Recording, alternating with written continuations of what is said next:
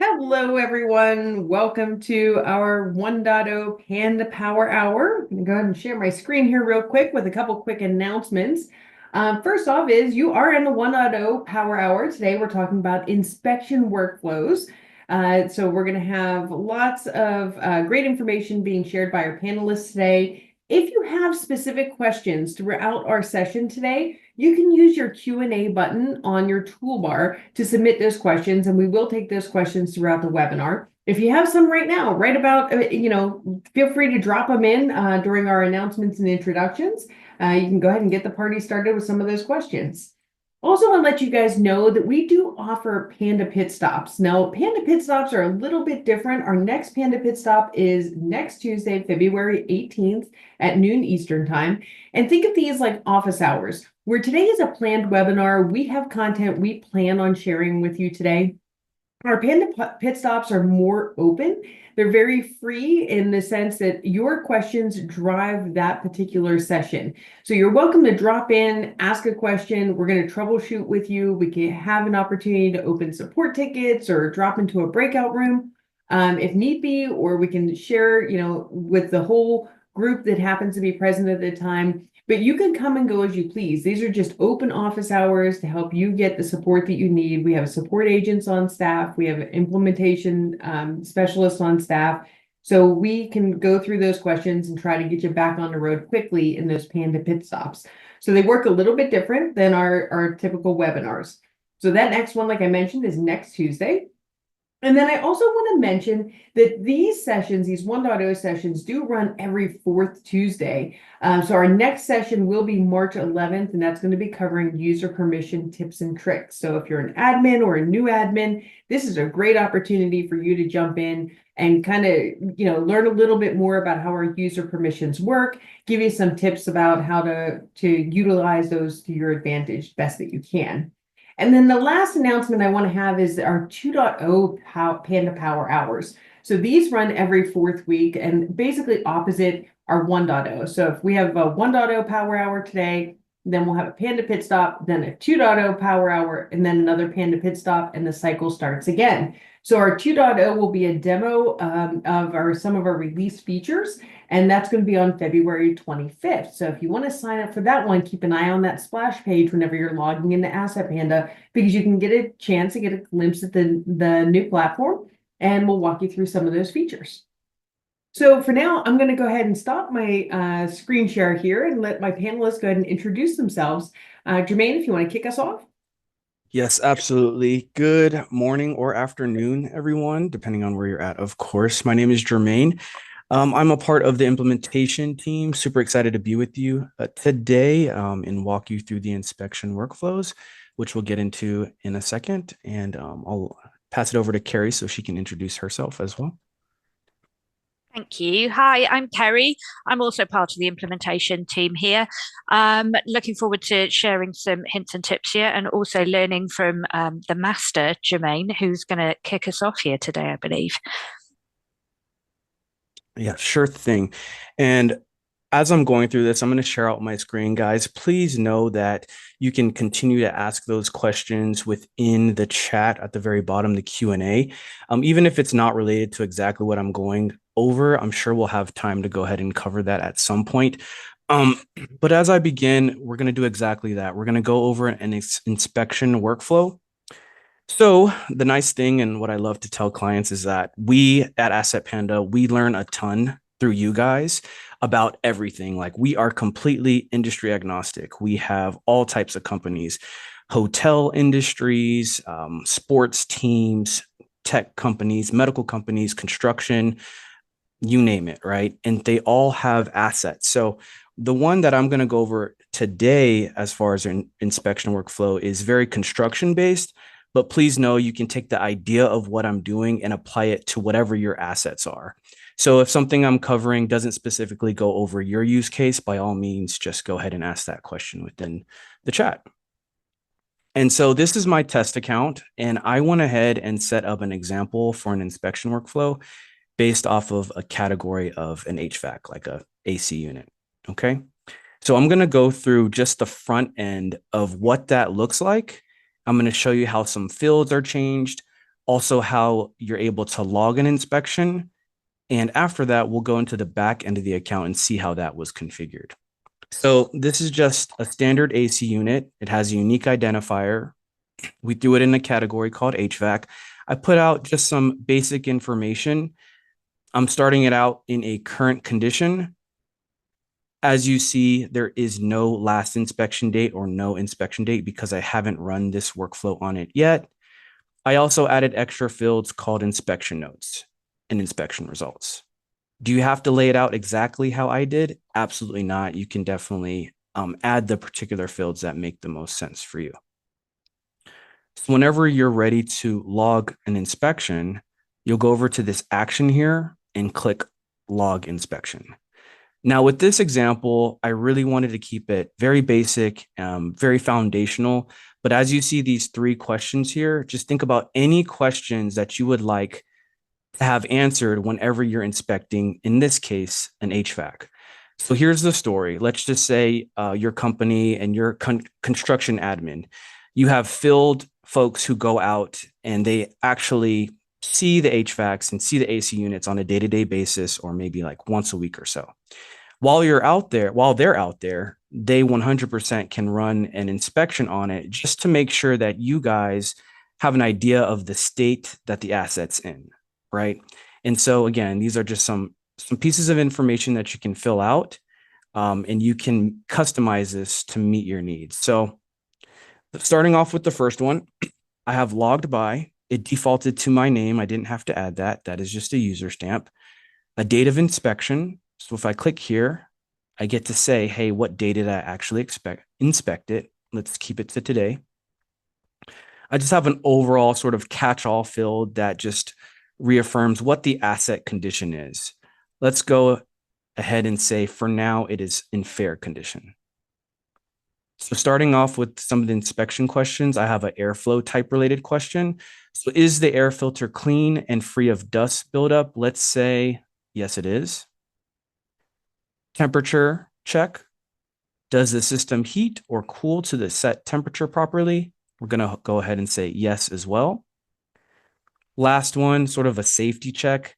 Is the area around the system clear of debris and obstructions? Let's go ahead and say yes as well. So let's just say that this AC unit is functioning properly. And we have an overall button here that just says, what are the inspection results? And I'm going to say that it passed, right? Based off of whatever you indicated, you most certainly can say that it failed, so that you always can have reference as far as if the overall asset passed the inspection or if it didn't. I also can project out a next inspection date. So just like this date of inspection, I will get a calendar where I can push it out. Now it can be again at the end of the month, or I can push it to, let's say, same time, roughly next year. Okay. I also have a field to just put some very general notes because as you see, these are just pick lists. There might be some anecdotal notes that the field worker may want to put in there, like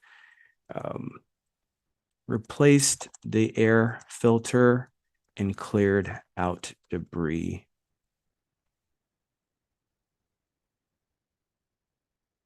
Cleared dust buildup in the area. So I'll make sure I spell it correctly. There we go. And then also you can have them sign it just to acknowledge that they were the actual person that did the inspection. All right. So within Asset Panda, this form right here, this is called an open action field, open actions. And these are fields within the open actions. That will make sense and apply when we go to the back end of the action in a little bit. So this is what you're collecting whenever you run the inspection. When I click save and close, you're going to see some fields behind me update based off this information that I put in here. So let's see what fields update. Save and close.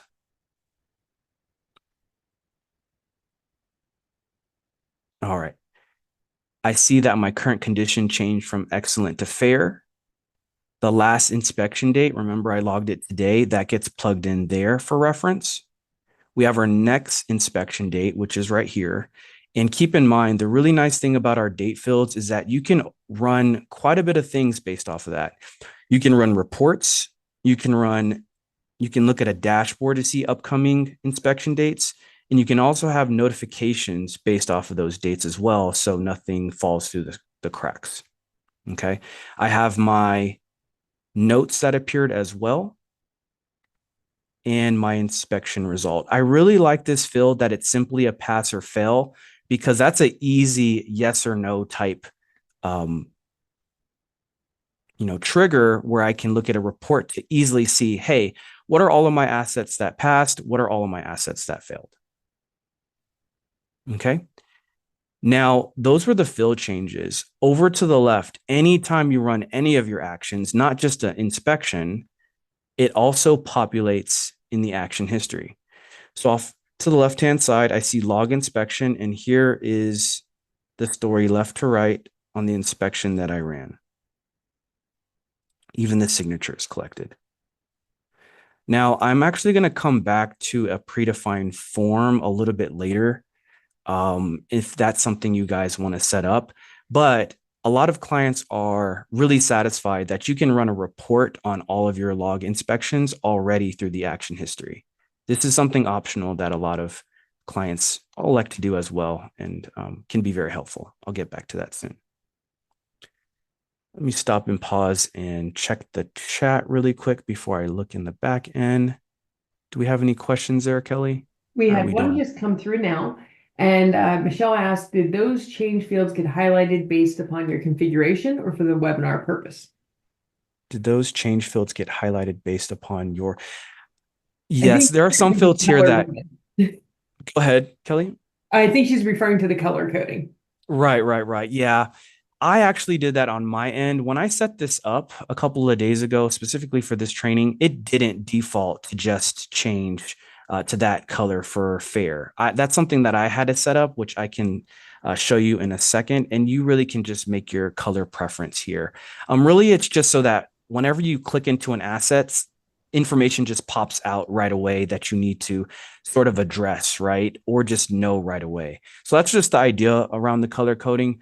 But let's go ahead and just look at how we do that. So when we go to the settings cog and click on group settings, we get to go to any of these groups here into the back end of the account and adjust some of the fields. So when I click on edit for the asset group, these are actually all the fields that you just saw a second ago. So when I go down to, what field was it? Inspection. I think it was your condition. Condition. Thank you. It's a list, right? And I can color code that based off of whatever whatever color makes sense for me, whatever color pattern. This is just a side note here. We found out that whenever you make the color a little bit lighter, it's just helpful to see right away. I've tried some colors like this, and the text is a little bit more challenging to see. So just something to think about. You might want to make your colors a little bit lighter so you can read the text that shows up behind it. So sort of like a green, orange, red type situation here. And you can extend it further, which we'll tackle in a little bit. Instead of just getting a color alert, you can also throw a notification on it in the event that it is poor. And the other field, inspection results, right? That was a pass fail.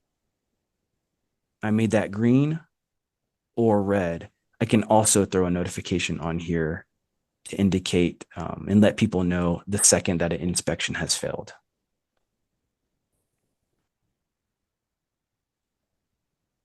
Okay. All right. So now I'm going to go to the back of the account and just show you really quick how I was able to set up that action. Settings cog, group settings, again, is how we get to the back of the account. So all these groups are the same ones that you see at the top. In this case, I want to target the asset group and the action that I created on the asset group. So when I click on action here, I should see the log inspection, which is right at the top. I'm just going to go ahead and edit this and just do a very high level overview of how I set this up. You name it, specifically how you want. And remember, I was being very, very general when I created this. Could I have made this specific to AC units? Absolutely. I would rename that. But then I'd probably want some kind of limit by, right? So right now, the only limit is that the status is not like disposed. That means if the status is in any other condition, you can run an inspection on it. When you really think about it, will you be running an inspection on a disposed asset? Most likely not, right? So that's why I put that here.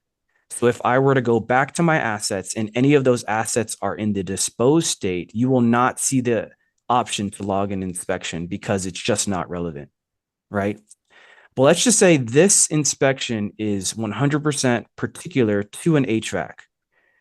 I divided that asset that I was on a second ago by the category of HVAC. So what I can do is add a limitation. So I can do this as well and say, hey, I only need this to populate if the category is like HVAC, right?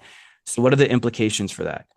That means that you can make specific inspections based off of the category of assets they are, AKA the asset type, right? So if you have some other assets that are IT related that need a separate inspection because we're most certainly not checking an airflow and filter on an IT equipment, you can create that and just put a limitation to only populate if it's an IT type asset. Okay. Secondly, I mentioned, I think this will be helpful, the front and the backside view. Okay.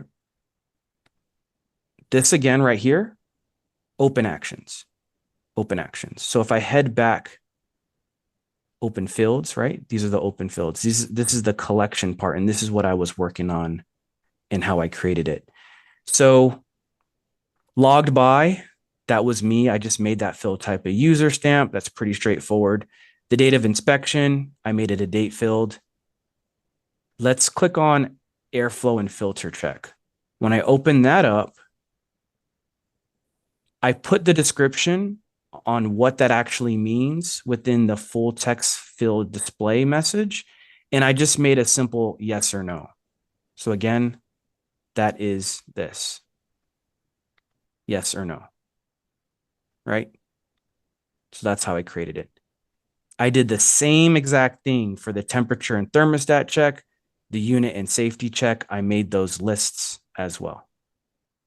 And the inspection result, you can imagine that that was either pass or fail. Right? So really, you can add whatever you want when you really think about what do I want my field inspectors or my field workers to collect whenever they're logging HVAC. So I can even add a new one right now. Trying to think of an on the fly. I know, Kelly, you were in the construction industry. What do you think an HVAC field worker you would like them to collect whenever they're out on the field? I'm putting you on the spot here. Well, definitely a little bit on the spot, but you know what? It's funny because I actually was having a discussion earlier today about personal safety equipment. So, that's something that you can also include on your inspections. Do you have on your hard hat? Do you have Right. on your safety goggles? If you want to record that at the time of inspection, have somebody sign off that they had that PPE in place. And this is a great way to capture that as well. I love that. I would never would have come up with that example. That's a great one. So, and it's really nice because you're having them confirm a yes or no, and they are signing it just to confirm that, hey, they're agreeing that they did. So puts a little bit of onus and a double check. And it may just be something innocent that they may forget. So having them do this while they're doing the inspection, I think is a good workflow for sure. And logistically, when you're thinking about it, as they're going through this inspection, would that be one of the last things they check? I would say no, right? So you do have the ability to order it. That makes sense. So I'm actually going to put it as one of the first things they log right after the date. Hey, do you have safety equipment on? So that maybe if they don't, they'll run and put it on before they get to all the rest. So you have that flexibility to adjust the order of it. Of course, it's not going to populate right now, but if I were to refresh, you would see it. Thank you, Kelly. Yeah, no problem. And then change fields Remember when I clicked save and close and it produced change on the asset? That's exactly what change fields mean when you set up an action. So I'm just going to give one example here. Next inspection date. I know when I was running the action on the front side, I filled in February 14th, I believe. So that would get mapped to the asset that says, actually, I can tell you right now what I put. 213, close, 213 of next year, right? So whatever you plug in here, you actually want it to get mapped to the asset. So what does that look like? When you open it up, and the more you start building your actions, this is just going to become calming language. So whenever you're changing a field, it already defaults to the group. So you don't have to worry about that. Really, it's asking you, hey, what field are you wanting to change whenever you click save and close? In this case, I want the next inspection date to change. What do I want to plug into that field? Whatever you put here, the next inspection date, I put 2/13/2026. That's what I'm saying. I want you to update with the value from the action field, whatever you put within the open form, right? Yes, change field to next inspection date. And then we've actually had an internal conversation just recently about this. Guys, our recommendation is to always default this to yes. What this means is, I'll give you an actual example, sticking with the same use case that we had with our field workers. Okay, let's say you as an admin, you have all access. I've heard some clients say God access, right? You can do whatever you want here. You can manually make some changes. Now, when you think about it, you may not want a field worker coming in and changing the asset ID, changing the status, all these things. You may just want them to run the log inspection, right? Because of that, this is what it's saying. If the user, in this case, the field worker, does not have access to write to this field, should this field be updated? The answer is yes. So again, what it's saying is, hey, you don't have the ability to manually update this field, but if I give you rights to this action, will the field update? The answer is yes. Please let me know if I didn't describe that well or if I need to reiterate that. But that's a really important thing on most of your actions. A lot of times you're going to put yes here. And I pretty much did that for all of the fields I wanted to change on field change. I'm going to stop and pause, just read some questions to see if they pertain to it for right now. Yeah, it looks like Anna has asked, what are some other options to populate the field in change fields? Mm-hmm. Yeah, a lot of times, Anna, based off of what you put on the open field, you most likely have an asset field that you want to change. But it is very possible to just say, anytime you run this action, I want something to change. Like, let me give you an example. It's really pulling from all of your fields, actually. Trying to think in this scenario, what would actually make sense. Perhaps whenever you run an inspection, you would want automatically the status to change to something. Like inspected. I Like imagine status not. was inspected, right? Like we would. Right. If I had a status like that, yes. But I think just globally to answer your question is within the change field, you can have anything change. It just depends on if it makes sense or not, right? You can have something statically change. I don't think you would want the cost to change because that just doesn't make sense in this context. But a lot of times it's whatever you pull in from here, there might be a field that you want to change, like the next inspection date that I mentioned. And I would say most commonly we see Mhm. either people using data they collect on in the open fields to Right, change the record or right. setting the value because we know it's always going to change to this Hmm. or Hmm. deleting a value. Deleting is a good one. Yeah, I Deleting would is a say good those are one. probably the three most common. Hmm. Hmm. I'll give you an Anna. Yeah, I'll give you an example verbally, Anna. For example, we do this quite a bit. Whenever we use an action called return from an employee, we don't need an open action that says who the employee is because the person's already tied to that employee. We almost always put a change field that says delete that employee out because we're returning it from them and they no longer need to appear on that record. So Anna had a follow-up question, and she was asking if there was a way to say auto-calculate the inspection date plus 365 days. Yes, there is, Anna. Yes, there is. We do have a formula that allows you to take whatever the current date is and add it to it. Um, I, I've seen clients go both ways, and I do like to just let you know about it. Personally, I really like when you project out the next date, because when you project out the next date, excuse me, you can run a report on that date. We're still working on, and that's something for product that we can always escalate, is that the formula fields are actually report driven. So a lot of times we just keep it to where you plug in that date so that you can run a report on it. But 100% you can have that automated. Just to add to that, I don't think, and I could be wrong here, I don't think we have the ability, if we project the date out, to filter it so that we don't have weekends. That's another drawback to projecting it out with a formula, is sometimes that will land on a Saturday or a Sunday, and then that becomes a problem with things being overdue. So manually selecting it just helps to sidestep that issue. Mm-hmm. Yeah, and to chime in on that, I would say that working with your client director or your implementation specialist will help you figure out the best way to do it for your business.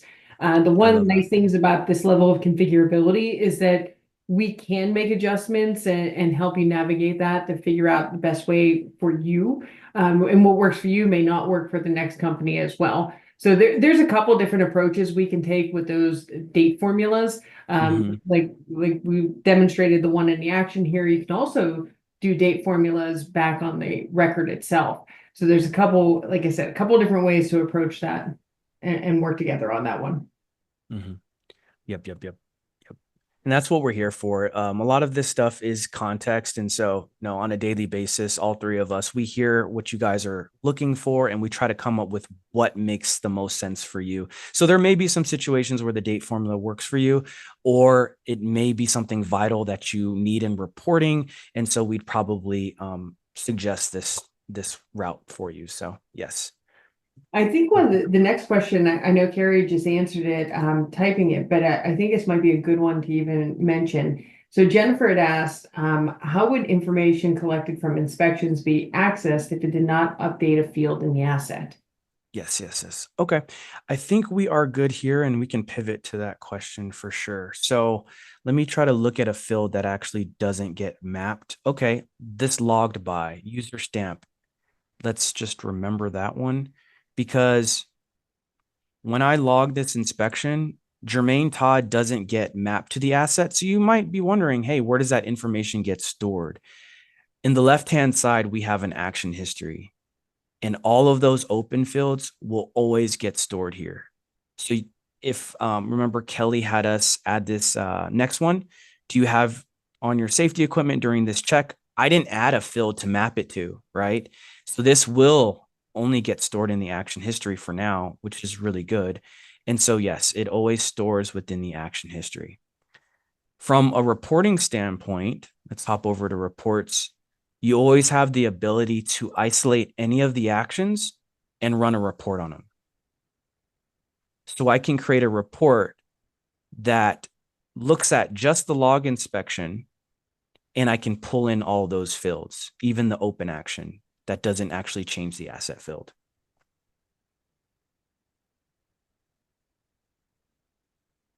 Awesome. Thank you. Mm-hmm. Yep. Lastly, and then I'm going to kick it over to Carrie very soon. I did want to show you guys that this is something that you can look into.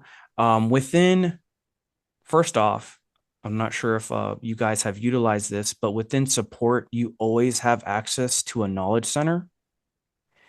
And I'm going to just quickly go over predefined forms. It's over here somewhere. Let me search it one more time. There we go. Predefined forms. Okay. A predefined form is pretty much all that information that I collected on the inspection grabbing all that information and putting it on a form that it can even look very professional. It can have your company letterhead on the top, and it produces that form that you can always access. So I'm going to actually, do I have the ability to drop this in the chat? Or Carrie, do you mind dropping that in the chat when you have a moment, the predefined form? Yeah, I'll absolutely do that now. All right, great. I just wanted to show you where I'm getting this from in case you want to reference it. And then you have the ability to click on tools and predefined form to set up your form. So I'm actually going to download what I created and show it to you. And bear with me, I just came up with a real quick company, ABC Heating and Cooling, HVAC inspection report. And as you can see, it's very, very similar to mail merge.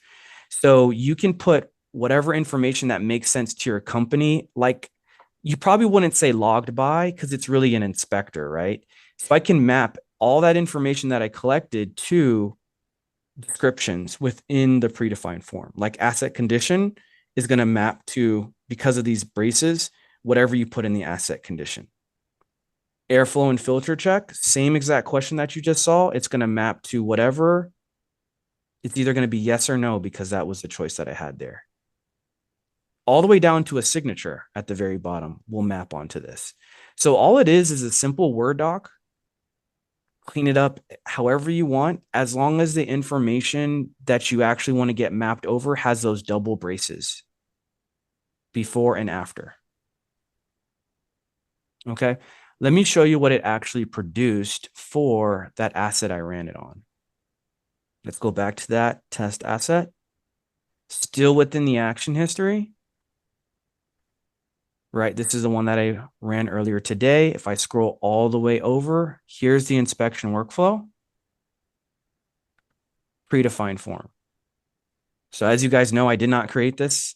It just plugged in from the open actions that I put in within the form. So it listed my name, the date, the condition, all the way down to my beautiful signature there. I love predefined forms for those opportunities when somebody needs to, have that paper copy. It's a really nice option to visualize that inspection report, really. And that's different than the actual reports that those action reports you were referring to earlier, but gives you a different vantage point of what happened. And with that being said, Carrie, if you're okay with it, I'll kick it over to you, and you can potentially show them like a notification that they can have whenever an inspection is done or based off of any of these field changes. Yeah, absolutely. No problem. So, in order to set up notifications, there are a couple of different ways that you can go about it. So, I'm going to screen share over here. I don't actually have an inspection workflow set up on my account right now, but I can still show you how to set up notifications. So what I have on here, I've set up to show you how to do condition tracking in a slightly different way, where you can build in condition tracking to any of your actions that you want to run against your items. So whenever you are moving an item around, if you're assigning it to somebody, that you always have to plug in the condition of the item as well, so that you're continually tracking any degradation of assets over time. With that being said, you probably want to receive notifications when certain things happen. So, in order to set up notifications, you can come to the cogwheel on the account, and within the notification section, you can see all of the notifications that are currently set up on your account. These can be turned on or off individually. There's no need to generally ever do a blanket turning off of notifications unless you specifically need to do that. Instead, if something is getting on your nerves, if, for example, you're continually getting notifications about things being disposed when you're running bulk disposals, you can turn off that individual notification if you so wish. We can have a look at a couple of different types of notifications that I have set up in this account. We can set notifications up on different levels. One of them is to do with an action notification, where whenever an action is run, you receive notification of something happening. A good action that I generally set up notifications for in most people's accounts to set up a notification for is disposal. So if I show you how that works, first of all, you're going to want to decide what kind of notification you want. You have lots of different options here as to what they can be. I would suggest that a group action is the kind of notification you want to set up generally for when something happens, I want to know about it immediately. You decide the group you want to set it up for, and then you decide the specific action that you want to set up the notification for. Once you've done that, and you decide to create it, you decide what you want to call it. So this one is going to be called asset disposed. You can choose whether or not the notification is active right here, because we're currently setting it up. We want it to be active. And then we want, when it says open here, this means that we want this to be sent at the point that we hit save and close. So when we have filled out all of those open fields and we hit save and close, that's going to be the trigger for sending this specific notification. Alternatively, we can also set things up when items get deleted from the system. Whether or not we want to show the person who made the change is entirely up to you. Typically, your actions will log this data anyway, so you don't necessarily always need to have this toggle turned on. Then you can decide whether you want this to be a notification that sends whether the information comes from an integration or whether it only comes from the action itself. I would generally leave both of these toggled on. That way there's no chance you're going to miss anything.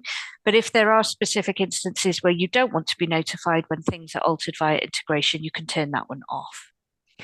Do you want to see the data change? Again, typically your actions would automatically capture a lot of this information, but in case, we can always turn that on.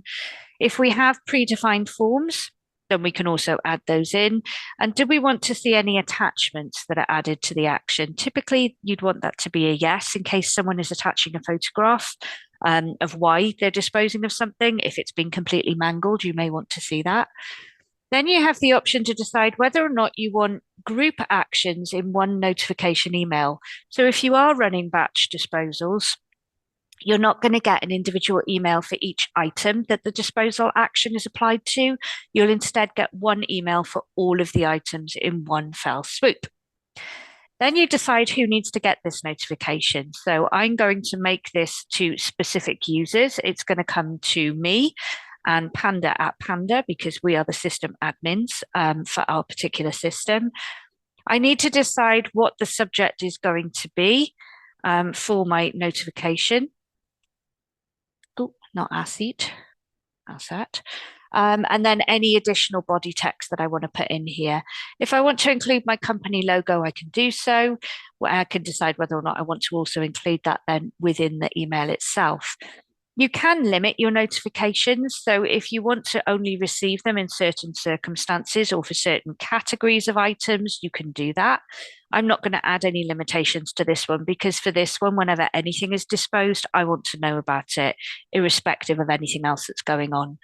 Then these blue selector boxes should be fairly familiar to you.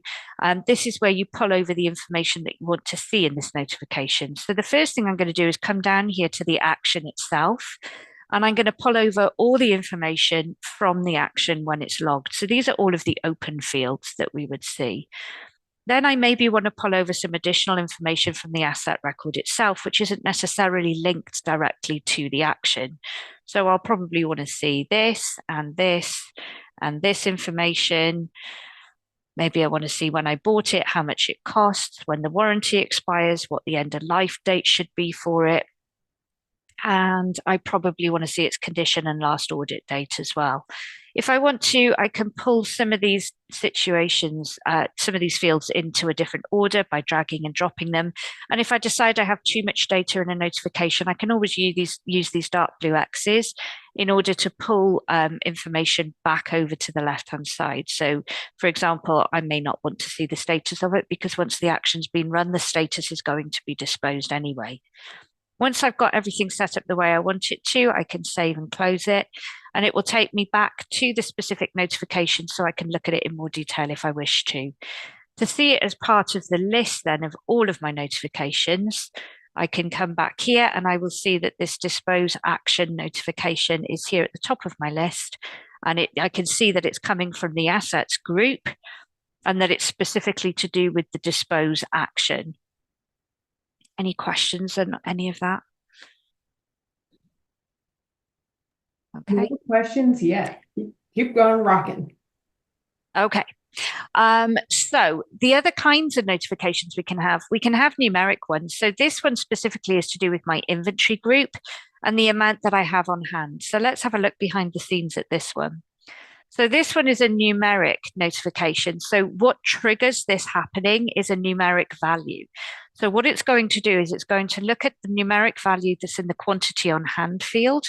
And then depending on the value it finds there, it may or may not trigger this notification to tell me that the minimum quantity has been reached. So if we have a look at what those triggering conditions are, it's down here. So when the value that is in the quantity on hand field is less than or equal to, and you have lots of different options here in the drop down as well, the value that I have set for the quantity minimum, this notification is going to trigger that tells me that the minimum quantity has been reached, and therefore I know I need to reorder stuff. So this is the information that's going to be triggered from my groups. It's going to tell me what the reorder number is, how many I have, what the minimum number is, how much it costs me, and then where I need to buy it from as well. I've added a field since I created this notification, so I'm going to pop this in here as well, so I know which location this inventory item is actually linked to as well. So I know which office I'm ordering it for. Once I've made my changes, if I save and close, it will show me this again. And then if I come back to my notifications as a whole, I'll be able to see that still within the list. We also have some other actions in here that are triggered more on a date. These are more to do with the inspection workflow that we've been talking about today.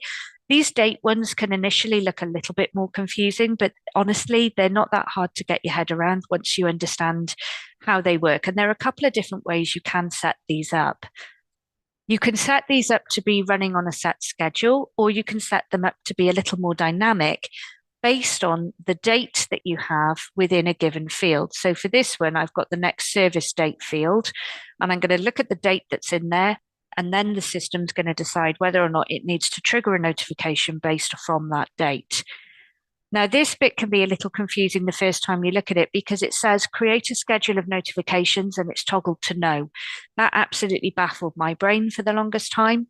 What this is asking is if you toggle this to yes, you'll see that you can set up a set schedule for when these notifications trigger. That's not typically what you would want to do, though. You would instead want these to run a little more dynamically so that you get a notification 30 days before the next service date to tell you that the service date is upcoming. So this is going to look at the next service date in the next service date field. And then 30 days prior is going to send you an email that tells you in 30 days the service is due. It's then going to trigger again 7 days before, 1 day before, and on the day. If I want to, I could add in some additional notifications here so that I could know that the service is overdue. And I could change this to run 1 day after. And then if I wanted to, I could continue that so that I was getting reminded all the time until such time as I actually got around to servicing the item. If I do that, you need to be aware that you're not necessarily going to receive all of these notifications. The advantage to setting up your notifications this way is the second that you update that next service date within the field itself by running the inspection or running the log maintenance action, all of these then will reset. Because they're dynamically triggered based on the date in the field, the second that date is updated, then all of these will reset. So you won't continue to get notified after the service date once you have reset it, because that date then will be the trigger. I hope that makes sense outside of my brain. I tried. Okay. It sounded good. Again, you can add limitations on these kinds of notifications. Generally, I would set a notification limiter to say that if the status of something is disposed, then I don't want this to trigger, because once something is disposed, the record is still within the system, but I don't want to know that it needs another service because it's been disposed of. So these kinds of limiters can be very useful for these kinds of date driven reminders. I've got all of the information here that I want. So once I've done all that, I'll save and close it. And then the notifications will trigger. You will see your notifications here once they are triggered within the notifications bar. The notifications you see here will be very minimal in the data that you see because you're already inside the system. But the emails that you receive outside of the system will have a lot more detail. And that's where all of these fields kind of come into play that you decide that you need, so that you can look at these when you're external to the system and make an informed decision whether or not you need to log in and actually look any further into whatever is happening. I'll pause there just to see if there are any questions at all. No, seems like everything is processing well. Okay. Nice, pleasant change. Usually I manage to confuse people no end. Okay. So coming back to condition tracking, I know that Jermaine had showed you how you could build that into your inspection workflows, but just to show you quickly behind the scenes, how you can also build that into other workflows as well. Within this particular item here, if I come into the record to run the action, I've got it set up so whenever I assign this to somebody, I have to put in who I'm giving it to because I'm assigning something to a person. I have an optional field here to say where that person is working out of. You always have the option to add in fields that are either expressly needed or can be optional. It's up to you how rigidly you want to build those workflows. But on all of the workflows that I have for these items currently, I've built in the condition tracking to be compulsory. So nobody can save an action or assign anything out without logging what the condition actually is. And I've got a couple of different options here. You can add as many different levels to this as you want to. And as Jermaine showed us previously, I have these color coded as well. If I want to add additional notes or add in an attachment with a photograph to back up what I'm saying about the condition of the item when I assign it, I can do that. Once I save and close and the screen refreshes, we'll see that the condition itself will actually update and the color has changed here. So again, I've got these color coded so the different conditions will show different colors. This one we're going to leave as it was. If we want to then return this item, we can, when we run the return, again, clock exactly where it is. This time the location is made compulsory because we're not logging who has it. So knowing where it is going to be far more important. And the condition then at this point, maybe it's poor when it comes back. So once I save and close this, we'll see that that updates on the record itself. We can also see that then within the history, when I logged it out, it was good. But if I look at when it was returned, it was poor. I can also see that within the individual change log for the item itself. So we can see all of the different things that were changed via running the actions. So here we can see the condition was updated from new to good. And here we can see it was updated from good to poor. So this gives you another way that you can look at the history of the condition of the item and the history of the item as a whole. Sometimes this individualized change history can be useful. Depending on how much things move around, it might not be, because this can become quite congested quite quickly if things are moving around a lot. You can see that just from running that return action, I've generated all of these lines of data. So if you multiply that across several months and several movements, you can end up with quite a lot of data here. Your change log for the individual items will always be categorized by month and then latterly by year as well. So you can filter what you see on the screen, but more often than not, reporting will allow you the facility to pull this data in a more succinct fashion. And I think that more or less takes us to time. So I'll stop screen sharing and just address any questions that anybody has before I let Kelly close us out here for the day. I don't think we have any open questions right now. I know there's been a few questions come up from a few people if the recording is going to be available, and the answer is yes. So we are currently working with the marketing department to add all of these webinars to our resource center on our website. In addition, you would also have the ability to sign up for any of our sessions through the same place. So we're working on a new page where you can tab in there to see what's upcoming versus what's already taken place. And you can rewatch any of the videos as well as sign up for any of those sessions that are coming up. So if you found this session to be helpful, which there were lots of great questions, so hopefully you found this session to be helpful.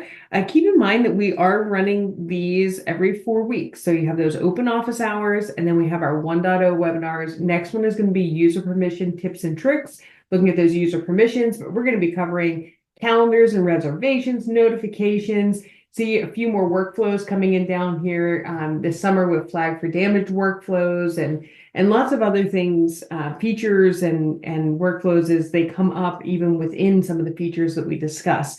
Also trying to attack use case and how we see that feature being used by our customers. So feel free to shoot us any questions if anything comes up after the fact. Our support team is available 24/7. The email is support@assetpanda.com. They can help direct you to an implementation specialist or your client director, or answer that question even on their own. So hopefully you were able to glean something great from today's session. We appreciate you joining us here today, and we'll go ahead and close it out there, but hopefully we see you again.